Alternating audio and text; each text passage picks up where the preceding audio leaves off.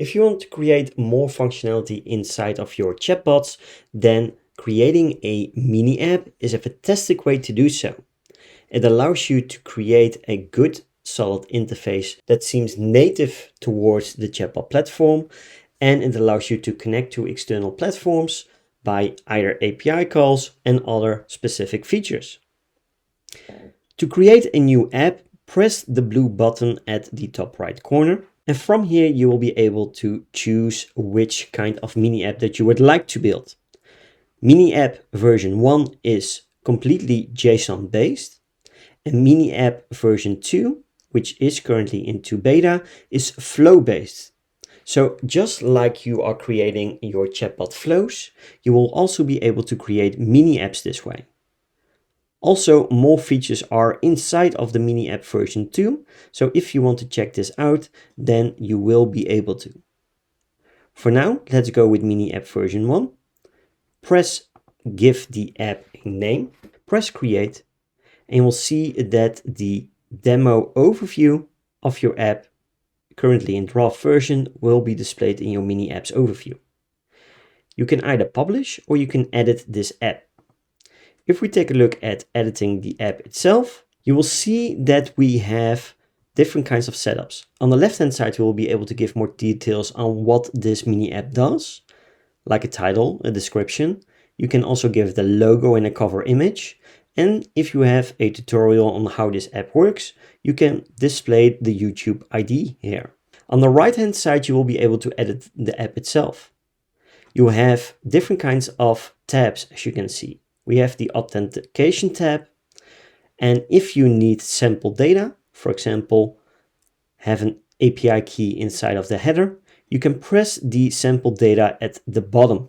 This will pre-fill the authentication and you can fill in your specific data. Same goes with triggers. For example, if you want to have sample data for a new product, you can just press the button and fill in all your needed data. For actions, these are basically your API calls, your JSON-based API calls. In the sample data, you will be able to, for example, say get product, and you will see on top, you will have the request forms.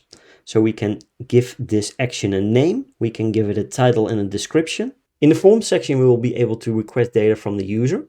And inside the request section, you will have the actual API call, along with the headers, the payloads, and the mapping of specific data points. You can adjust this all to your liking and of course to the API documentation of the platform that you are trying to work with. In the sources section, you will also be able to provide static sources or dynamic sources. Again, you can just press the sample data to get started right away. You also have the tab for API scopes, and from here you can select the API scopes you need for this app, and for this you will also be able to check the API documentation. In the last tab, the API token request, you will be able to set up a similar request as you can see on the screen. Once you're done, you can press save. You can either publish the app or continue working and installing the draft version itself. If you want to create a new app with the mini app version 2, it's pretty similar. You give the app a name, you press create. If we go into edit mode,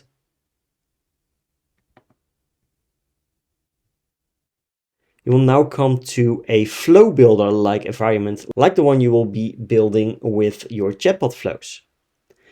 On the left hand side, you will have app fields, which you can pre-build, and you have the access to text, number, boolean, date, datetime, and JSON fields. You will also have your authentication that you can set up either by API key, or you will have OAuth version 2. You will have your inputs and your requests as well that you can set up. Under actions, you will be able to set up new actions, like with the version 1. Same goes for triggers. You also have one-time URLs that you can use inside the mini app itself. You have the sources, like in version 1. And you have more settings, where you can define all the information about your app.